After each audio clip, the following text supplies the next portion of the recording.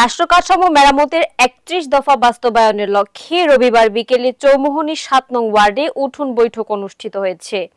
অনুষ্ঠানে প্রধান অতিথি হিসেবে উপস্থিত ছিলেন বিএনপির ভাইস চেয়ারম্যান বরকতুল্লাহ বুলু। মোহাম্মদ সুমন ভুঁইয়ার তথ্যচিত্রে বিস্তারিত। আগামীতে জাতীয়তাবাদী বিএনপি তথা বেগম খালেদা জিয়ার সরকার যদি ক্ষমতায় না আসে, তাহলে বাংলাদেশের ভবিষ্যৎ অনিশ্চিত হয়ে যাবে।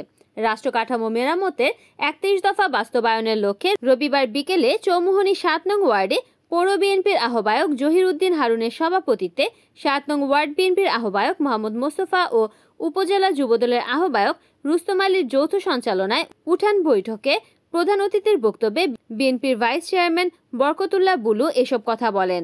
এ সময় বিশেষ অতিথি হিসেবে উপস্থিত ছিলেন নোয়াখালী জেলা বিএনপির সাবেক সদস্য শামীমা বরকত লাকি, উপজেলা বিএনপির আহ্বায়ক কামাখ্যা চন্দ্র দাস, পৌর বিএনপির সদস্য সচিব মহসিন আলম, উপজেলা বিএনপির সদস্য আহসানুল্লাহ, মামুনুর রশিদ সহ আরও উপস্থিত ছিলেন স্বেচ্ছাসেবক দলের আহ্বায়ক নজরুল ইসলাম, মোহাম্মদ ফারুক, আনোয়ার হোসেন সাইফুল সহ বিএনপি ও অঙ্গ সংগঠনের নেতৃবৃন্দ। আগামী এই প্রজন্মের ছোট্ট ছেলেমেয়েরা যারা আছে সবার জন্য অত্যন্ত গুরুত্বপূর্ণ।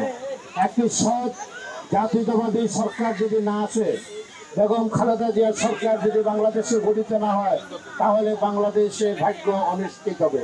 অতএব ভোটটি আপনি অত্যন্ত সঠিকভাবে দেবেন, যাতে জিয়া রহমানের মতো, বেগম খালেদা জিয়ার মতো একটি সরকার বাংলাদেশে গঠিত হয়, বাংলাদেশের স্বাধীনতার সার্বভৌমত্ব রক্ষা হয়, আবার অর্থনীতি চালু হয়, আপনার কলকারখানা আরও আসে, মানুষের উন্নয়ন হয়, লেখাপড়া, শান্তি শৃঙ্খলা ফিরে আসে।